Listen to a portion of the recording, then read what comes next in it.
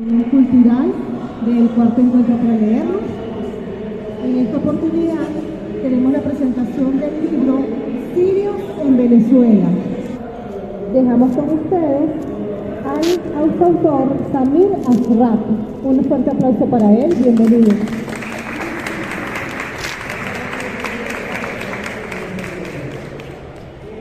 Muy buenas tardes a todos los presentes. Primero que nada, que sean todos bienvenidos, agradecidos por estar ustedes ahorita acá con nosotros compartiendo esta charla.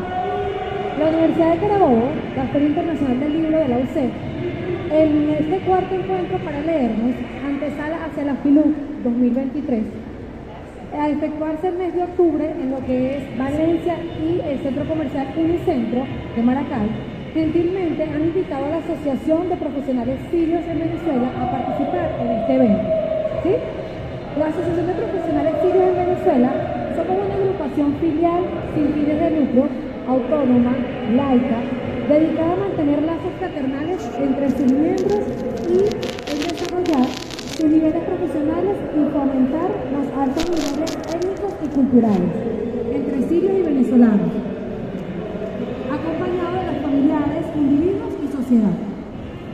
El doctor Samir Ashraf, quien forma parte de esta asociación, ha escrito diferentes libros. Hoy vamos a darle la bienvenida en su charla de su libro Sirios en Venezuela. A continuación, le damos las palabras al doctor Samir Ashraf. Bienvenido. Gracias, María Teresa.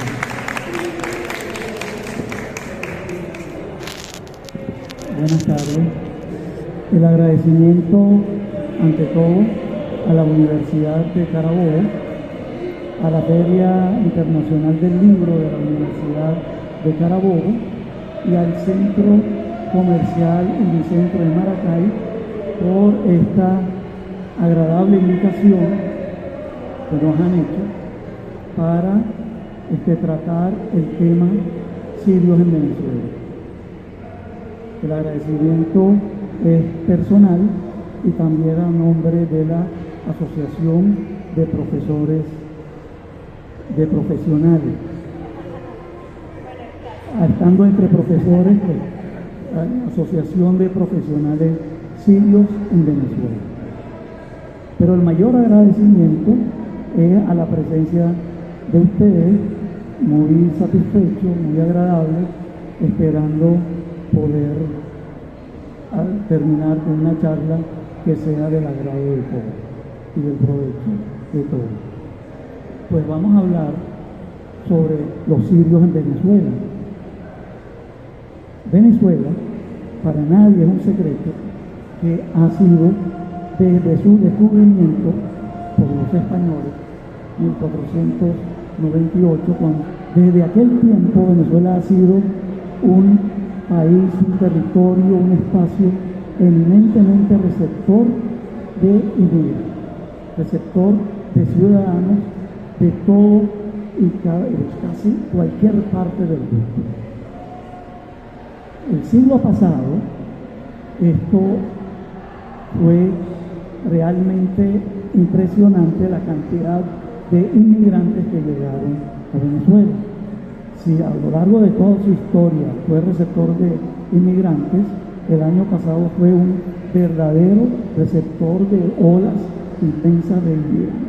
Pero eso no fue causal, o no fue casual, sino más bien hubo un hecho importantísimo que se presentó al principio del siglo, por allá por el 1914, cuando explotó el primer pozo petrolero, Sumaque 1. Juan Vicente Gómez era el gobernador en ese momento. Ese pozo petrolero le cambió la historia de Venezuela, porque de una Venezuela agrícola, pecuaria, de hacendado, latifundista, pues cambió a una Venezuela petrolera, progresista. Llegó la bonanza, llegó el beneficio para el país con la explotación petrolera. el hecho de la bonanza petrolera obligó a los gobernantes a tomar decisiones que estuviesen acorde con la evolución y el desarrollo del país conforme a ese desarrollo petrolero. Uno de esas políticas importantes que tuvo que tomar fue, sin lugar a duda, y es la que nos interesa a nosotros, fue la política inmigratoria. Política inmigratoria con el deseo, con la intención de que vengan, de que lleguen a Venezuela mano de obra calificada o no, mano de obra de todo tipo, para poder enfrentar no la empresa petrolera, porque la empresa petrolera estaba en manos de las grandes industrias de empresas petroleras, sino enfrentar a la agricultura, a la ganadería, a las obras civiles, a todos aquellos proyectos y planes de envergadura que fue necesario desarrollar para ir en consonancia con la evolución y el desarrollo petrolero.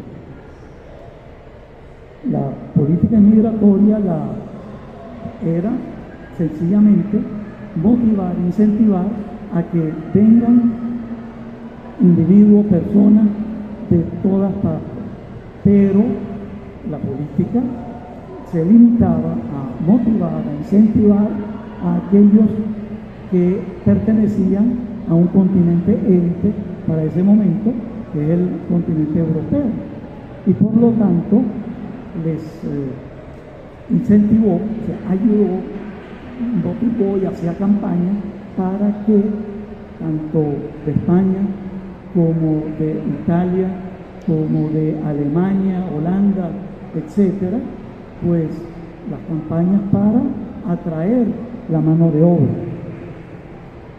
Y así fue. Y fue tanto que los gobernantes en ese momento, digamos, Juan Vicente Gómez, Eleazar López Contreras, después Isaías Medina Angarita, y ya hasta el año 58, Marcos Pérez Jiménez trajo 300.000 señores ciudadanos italianos para trabajar en la construcción aquí en Venezuela.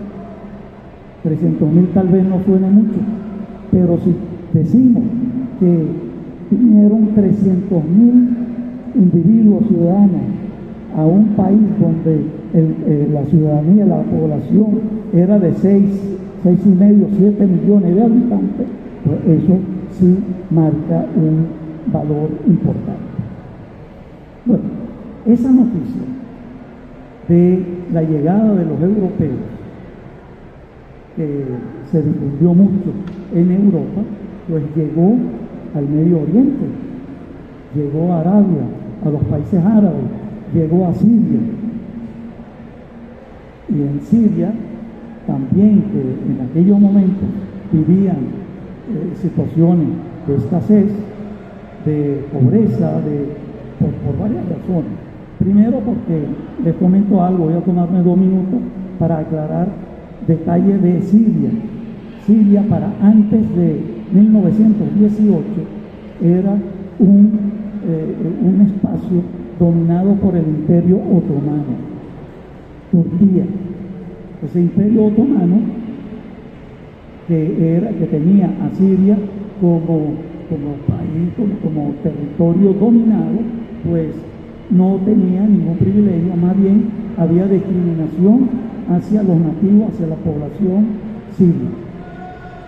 Igualmente, después de 1918, después de que en ese año terminó la Primera Guerra Mundial, pues los países ganadores de la Primera Guerra Mundial, entre ellos Francia e Inglaterra, sencillamente se adueñaron de Siria, o de lo que se llamó la Gran Siria, que en aquel momento la Gran Siria es lo que hoy es el país Siria, Líbano, Palestina, Israel y Jordania. Todos esos países formaban un territorio de más de 300.000 kilómetros cuadrados y todo ese territorio se llamaba la Gran Siria. Pero los ingleses y los franceses vinieron y dividieron, como quien divide la torta, y se la repartieron. Esto es para ti, Siria y Líbano, colonia francesa, Palestina, que en ese momento no existía Israel. Israel fue establecido en 1947, después de la Segunda Guerra Mundial. Pero en ese momento Palestina y Jordania quedaron bajo el mandato británico. Bueno, pues tanto uno como otro, o sea que pasaron de un dominio otomano a un dominio colonial. Y nosotros, queridos amigos, sabemos lo que es un dominio colonial. Hemos pasado por eso. Discriminados durante el Imperio Otomano, discriminados durante la colonia francesa e inglesa. Por lo tanto, no era muy difícil pensar salir de ese país o de esos países, porque así lo menciono en este libro Sirio en Venezuela, menciono el título del nombre Siria, pero me refiero, y adentro se explica, que no es solamente el país de Siria actual, sino se refiere a la Gran Siria. Y de esos países empezaron a venir los sirios, los libaneses, los palestinos y muy poco los jordanos. En mayor cantidad los sirios, porque hoy se llama el país sirio, y libaneses, sirios y libaneses. Y por eso hemos oído mucho esa frase sirio-libanés, que hay una yuxtaposición, hay un solapamiento de los dos términos. Y llegaron esos aventureros. Yo lo llamo aventureros porque hay que ver el valor que había que tener para poder salir de un país que no estaba en muy buenas condiciones, pero llegar a un país que estaba en muy buenas condiciones, en bonanza, pero en primer lugar un trayecto de 1 mes y medio, 2 meses en barco, que ahí mareaba al mejor marino, al mejor marinero. Después del trayecto venía a un lugar desconocido, idioma desconocido, alfabeto desconocido, persona desconocida y cultura desconocida, completamente ajeno a toda información que tenía este individuo que es inmigrante. Tuvo que enfrentar a todas estas situaciones y poco a poco superarlas. Ya vamos a ver cómo las superamos.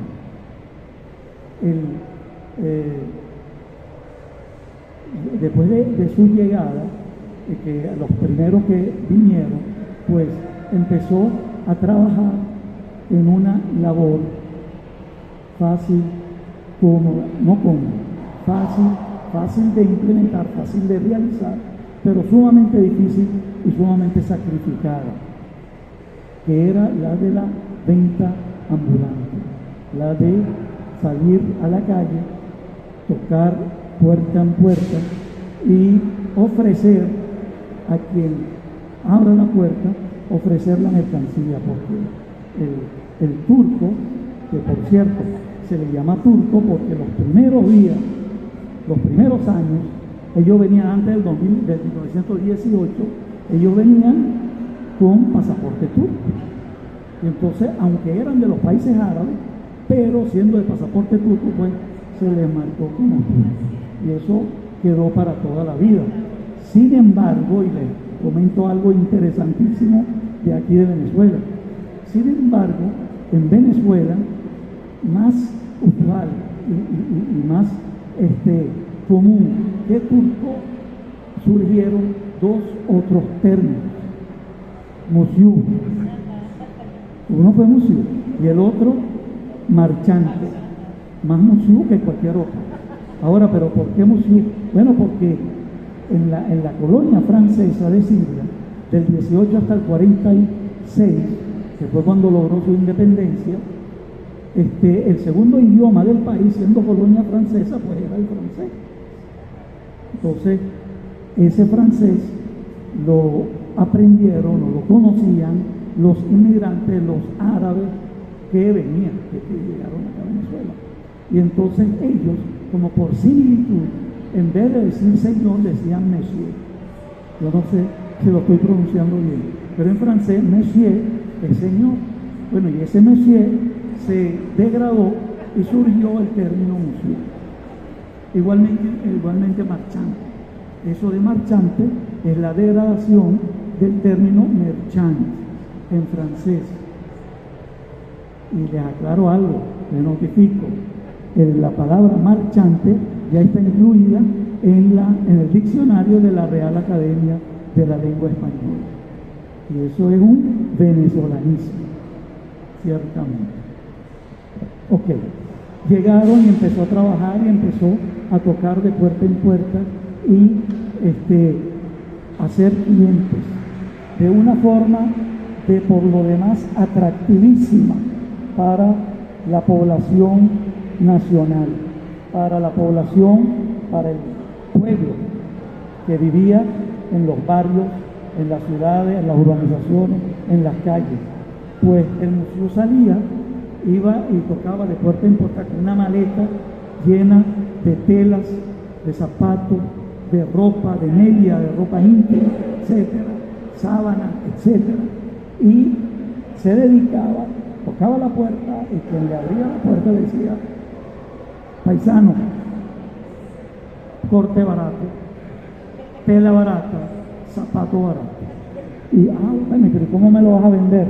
Te lo voy a vender de la siguiente forma: te lo dejo, dame el 10, 20, el 30%, y después semanalmente yo voy a pasar a cobrarte lo que tú puedas dar. Una forma atractivísima para aquel venezolano que no tenía, por ejemplo, la posibilidad de comprar un par de zapatos de una vez, y menos podía comprar un par de zapatos para él y para su esposa. Entonces pagaba una inicial y el inmigrante sirio llegaba semanalmente a cobrar un real o un bolívar o 2 bolívares. En aquel tiempo, estamos hablando de la década de los 40, 50, 60, etc. Y el que pagaba 2 bolívares en aquel momento era un cliente estrella. Y ese inmigrante sirio, después de hacer una serie de clientes,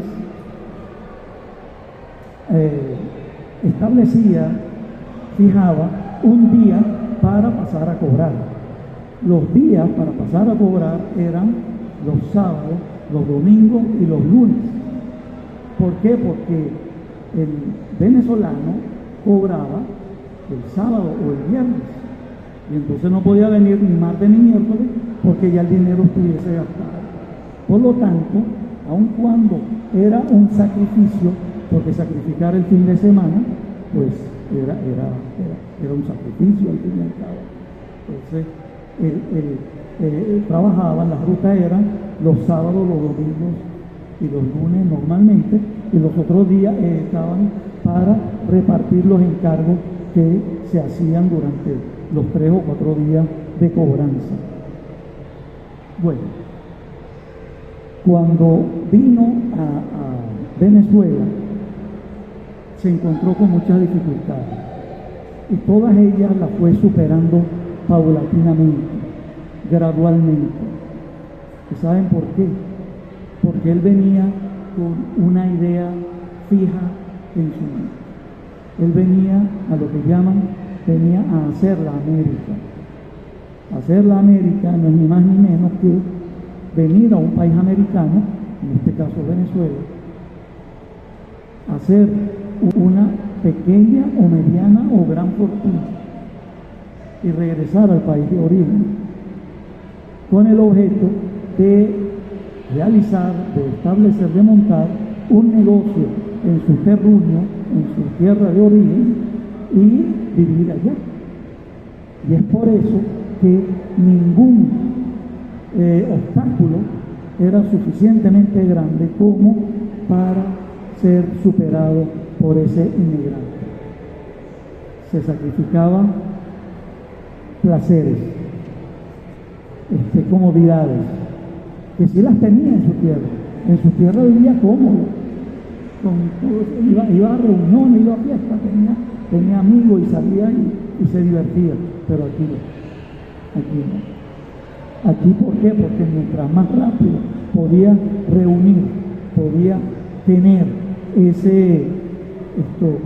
esa fortuna, esa pequeña fortuna, pues más rápido iba a regresar a su país y se iba a encontrar, porque ¿quién vino? Vino el papá, que de una familia joven con pequeños hijos, que era el que podía venir y aventurarse y podía vencer todos esos obstáculos. O si no el papá, si el papá era tenía mucha edad, pues quien venía era el hijo mayor o el hermano, de tal manera que podían vencer todos los obstáculos. Bueno, él venía solo, estaba todo, su esposa, sus hijos, sus padres estaban allá. Y pues por supuesto predominaba la masculinidad en la llegada. Lo que venía era o el papá o el hijo mayor, puros hombres, y no por discriminación, sino porque el tiempo y la situación lo exigía. Bueno, entonces empezó a trabajar de esa forma. ¿Y cuál fue el resultado? Trabajaba todos los días, se esforzaba todos los días, se sacrificaba todos los días para lograr llegar a tener una fortuna. Y empezó a acumular dinero. Y ese tipo de negocio de ir y pasar por las calles a cobrar, o sea, ser marchante, hacer venta ambulante, le dio la posibilidad de establecer un negocio. Y abrió su tienda.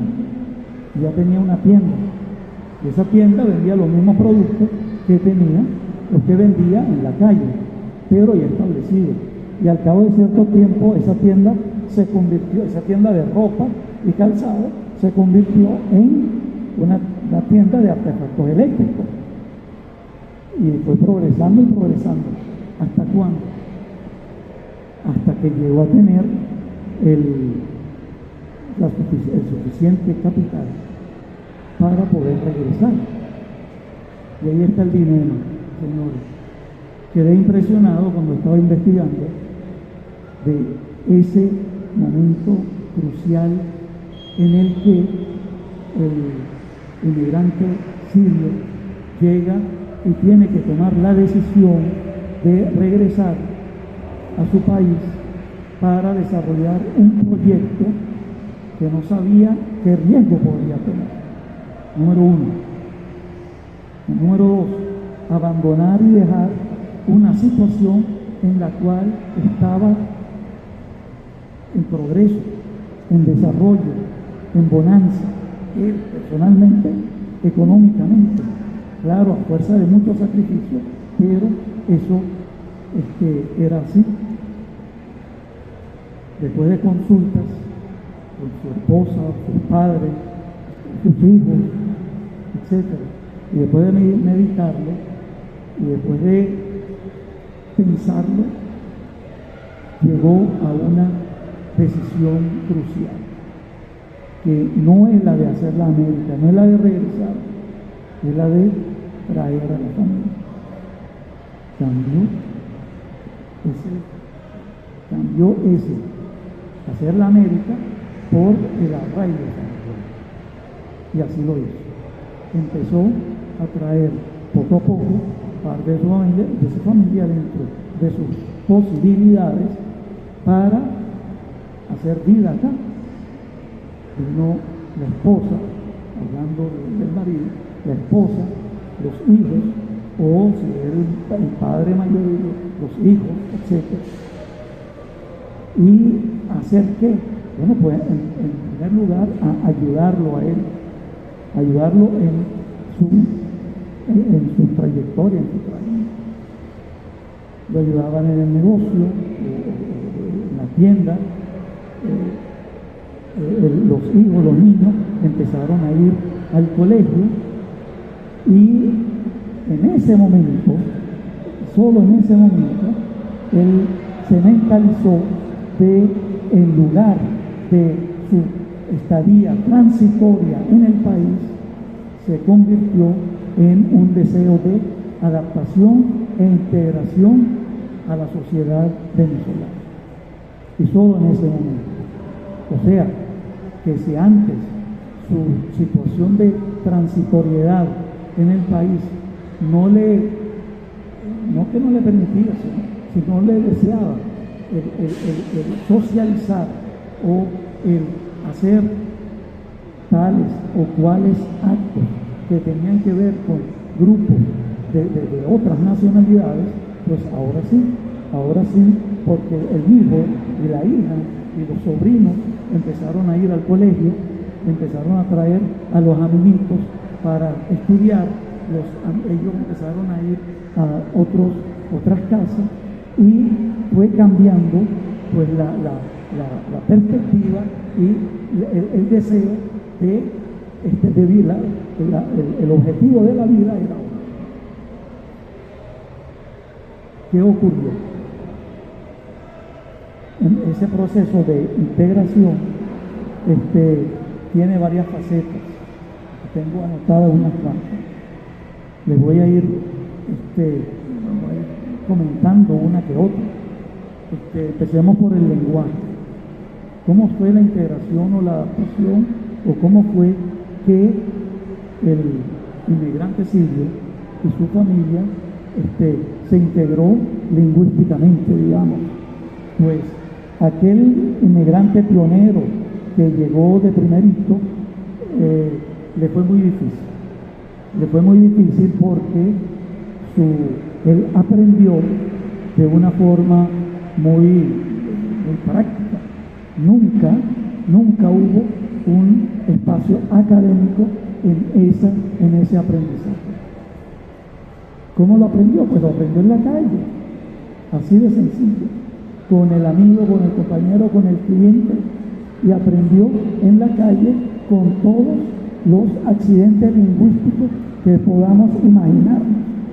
¿Por qué? Porque con quien él hablaba, con quien él trataba, no era la élite, no era el nivel medio alto, sino más bien el nivel bajo.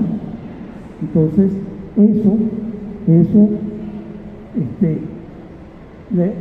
no le quedó otra que aprender lo que tenía a la mano, con todos los accidentes lingüísticos que pudiese haber. Pero además hay otro detalle, tal vez más importante, que es el de la diferencia de lengua. El idioma árabe y el idioma castellano pues son completamente diferentes, son completamente, no tienen nada que ver con el otro, ¿no? Si el español y el italiano tuvieron que superar obstáculos cuando llegaron como inmigrantes, porque todo inmigrante tiene que superar obstáculos, y lo estamos viviendo nosotros. Si los italianos y los españoles tuvieron que superar obstáculos teniendo su lengua de la misma raíz latina, pues imagínense el árabe, que no tiene nada que ver con la latina. Y además, la lengua árabe tiene 28 letras, el abecedario. Y hay muchas letras del árabe que no están en el español. Pero hay una, y solamente una letra castellana que no está en el árabe. ¿Cuál es? La P de Pedro. Por eso, el que vino ya con cierta edad, nunca pudo decir Pedro. ¿Qué era lo que decía? Pedro. Ese fue una de las obstáculos. Y qué pasó en la casa con respecto al lenguaje familiar. En la casa, en un inicio, cuando llegó la familia, no hacía más que hablar en árabe, porque no tenían otra cosa que hablar. Pero a medida que iba pasando el tiempo, ¿qué pasaba? Empezaban a hablar en castellano dentro de la casa también. ¿Y qué pasaba? Bueno, que ese castellano fue aumentando cada vez más. ¿Hasta cuándo? Hasta que el padre o la madre o alguien con autoridad dijese: Pedrito, Joseito, yo te voy a preguntar en árabe y me vas a responder en árabe, no me vas a responder en castellano, que era lo que hacían normalmente, porque empezaban a hablar en castellano dentro de la casa. Sin embargo, después de la segunda y tercera generación, no hubo más que hablar en castellano, que es lo normal. O sea, a veces uno es lamentable o no es lamentable. Lo lamentable es que se pierde una lengua que pudiese quedar para cualquier persona, ¿no? Pero, por supuesto, también está la voluntad y el empeño de las generaciones para querer aprender el idioma. Eso con respecto al idioma, al lenguaje. Usos y costumbres. Con los usos, me quedan 10 minutos. Usos y costumbres. Los usos y costumbres, pues, habiendo muchos usos y costumbres, son más que todo son normas establecidas. Las normas de un país y de otro son completamente diferentes, por lo cual pues se tuvo que ir adaptando poco a poco. Hábitos alimentarios. Al principio los hábitos alimentarios eran todo esto hay grandes diferencias, pero ha habido necesidad de adaptación para uno y para otro. Los hábitos alimentarios, los insumos, los ingredientes, los productos que se usan en la comida árabe, pues no la había acá. El trigo, el aceite de oliva, etcétera, no lo había. El quipe, el famoso quipe, su ingrediente principal es el trigo. Aquí no había trigo. Tenían que superar eso y comer lo que había, hasta que en algún momento empezaron a importar los productos para la comida árabe. El matrimonio, se practicaba la endogamia, es decir, matrimonio con personas provenientes de la misma raza, del mismo grupo étnico, o incluso de la misma ciudad, proveniente de la misma ciudad, pero eso también fue cambiando. Hoy en día prácticamente está eliminado. Los estudios al principio, los padres sirios, el migrante sirio, no estaba muy de acuerdo en que sus hijos estudien. ¿Por qué? Porque era más productivo producir económicamente que estudiar. Si tú estudias, vas a llegar a los 22, 24, 25 años estudiando y te vas a graduar a esa edad, y a esa edad es que vas a empezar a producir dinero para luego casarte y hacer familia. Bueno, pues si no estudias, ya a los 22, 24 años ya estás casado, ya tienes hijos y todo lo demás, por lo cual era más en ese momento. Pero eso ha cambiado, y ha cambiado increíblemente, fuertemente. Lamento que no se haya escuchado bien lo que dijo la doctora María Teresa, que sobre la Asociación de Profesionales Sirios en Venezuela. En estos momentos, queridos amigos, existe Asociación de Profesionales Sirios en Venezuela. Y no solamente esto, estimamos que aquí en Maracay, solamente aquí en Maracay, hay entre 350 y 400 sirios, descendientes de sirios, profesionales en esta ciudad y en el país vaya especial. O sea que ahora hay muchos más profesionales y que hemos llegado a esto, y voy a pedir a la organización, por favor, que nos permita, una vez que terminemos, y queríamos hacer, a ver si habían preguntas para atender, que nos permita otra vez leer la misión, que no es otra que la de elevar los principios étnico-culturales sirios y venezolanos. Aparte del estudio de la política en la política el sirio no quiso participar. Nunca. Solamente uno político venezolano se destacó aquí en Venezuela. Hubo muchos que incursionaron en la política, pero solamente uno pudo lograr una posición importante dentro de la política nacional. Y ese fue el señor Jorge Dager. En 1969 llegó a alcanzar, algunos recuerdan esto, en 1969 llegó a alcanzar el cargo de presidente del Congreso Nacional. Eso fue, no hubo presidentes sirios aquí. En otros países sí hubo. Esto con respecto a la política. Y para finalizar, comercio, industria y construcción. El inmigrante sirio, evolucionó tanto que llegó a ser un factor importante en el comercio del país, sumamente importante. Y luego del comercio, en la industria, el comercio en todo, la industria textil, la industria de plástico, etcétera, fue una industria que fue desarrollada ampliamente por el sirio aquí en el país. Y para finalizar, en la construcción, las últimas 2 décadas, últimas 2 décadas del siglo XX, porque siempre todo lo que he dicho ha sido del siglo XX. Incluso de la política.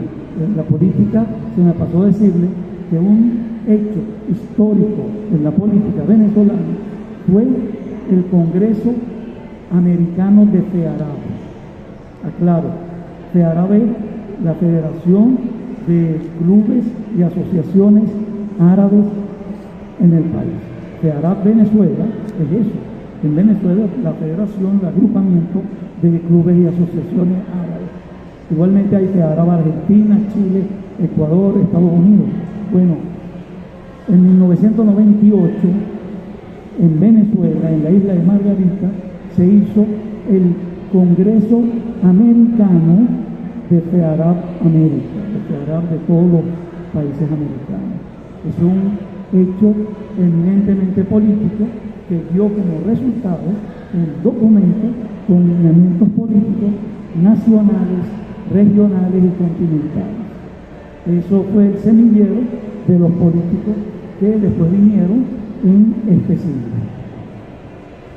Terminamos con el temario y les quiero en un minuto indicar como conclusión que aquel buhonero que llegó una mano adelante y una mano atrás buscando una aventura, evolucionó, se sacrificó, trajo a su familia y logró que el 98% de aquellos que llegaron se mantuvieron y cambiaron el hacer la América por el arraigo. Y como resultado ha contribuido a el desarrollo de nuestra identidad, pero siempre ayudando, apoyando y dentro de la parte que le corresponde, al igual que los italianos, al igual que los españoles, al igual que todos los demás nacionalidades, ha ayudado a mantener y a desarrollar la venezolanidad. Muchas gracias.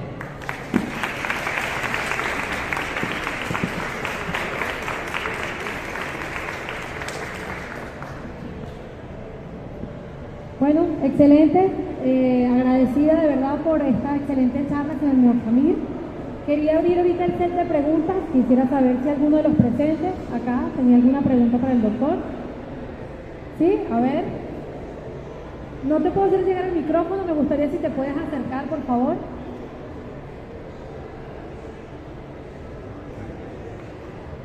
Bueno, primero, ¿cuál es tu nombre? Bienvenido.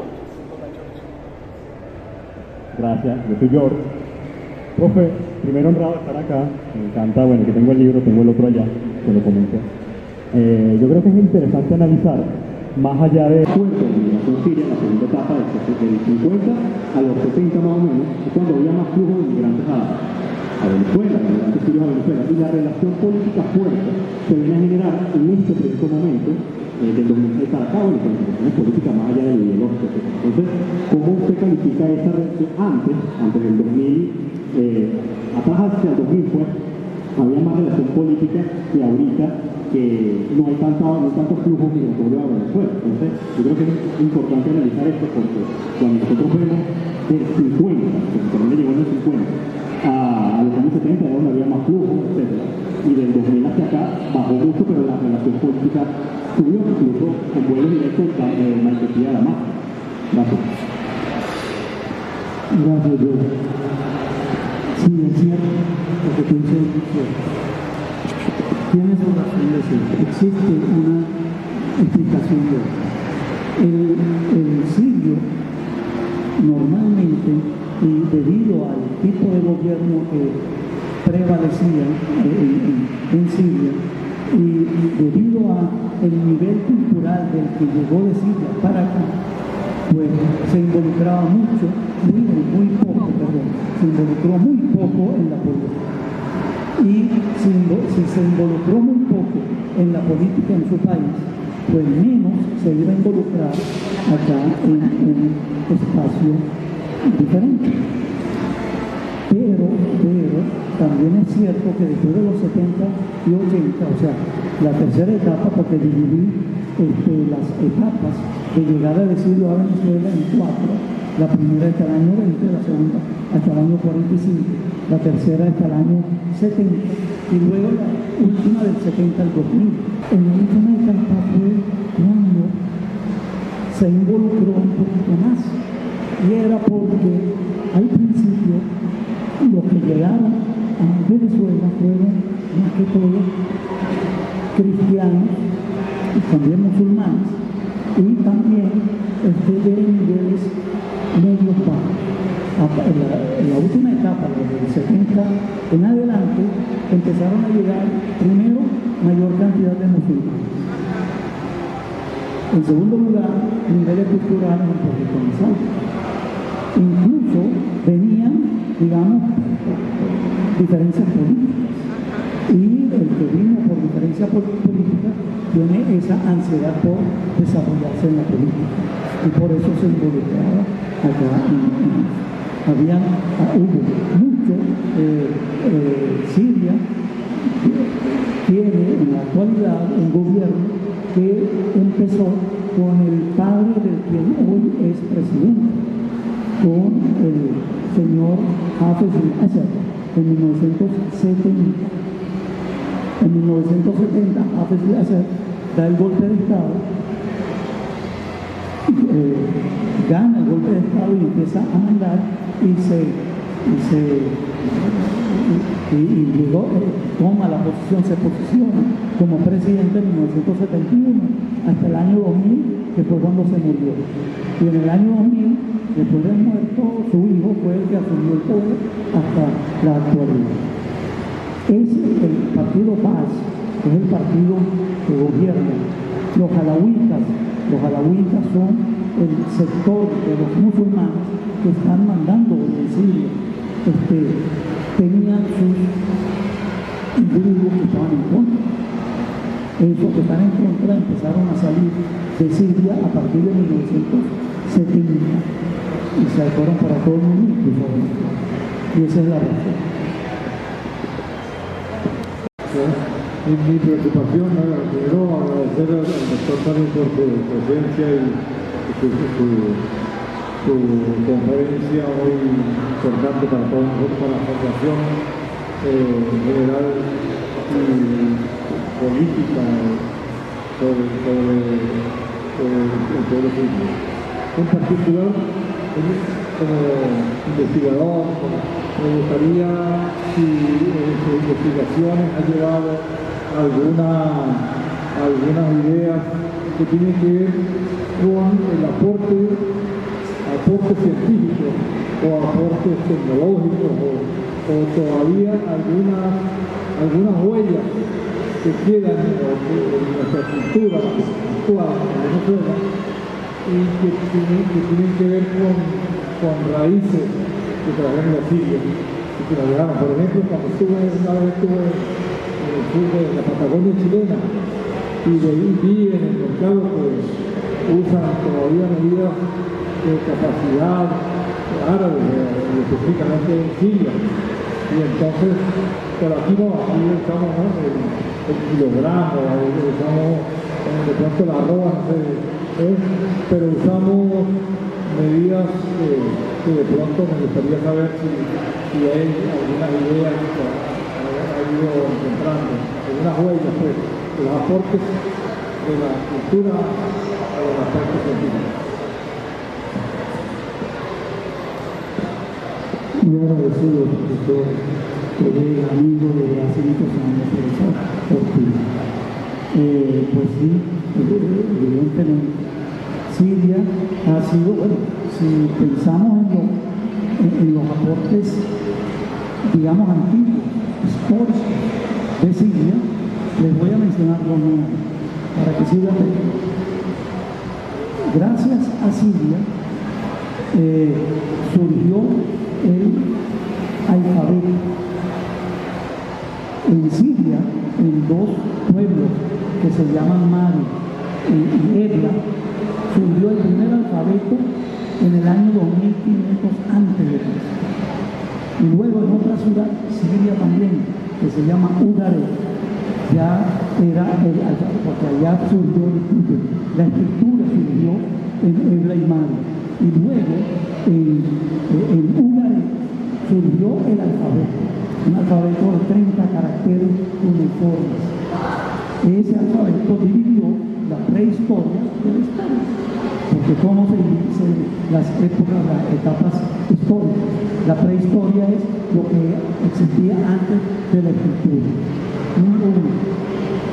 Número dos, un gran aporte a las civilizaciones actuales y que vivimos todos los días y que sabrá Dios hasta cuándo, es el del surgimiento de las religiones monoteístas, el judaísmo, el cristianismo y el islam surgió en Siria.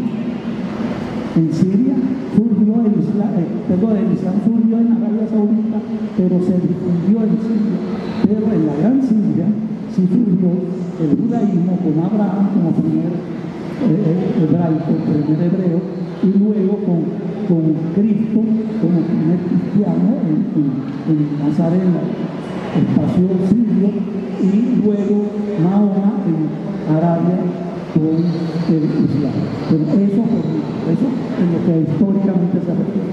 Pero ahora, si tú te refieres a la situación actual, tal vez pasen desapercibidos muchos hábitos y muchas costumbres que nosotros tenemos en este momento y que son de origen sirio.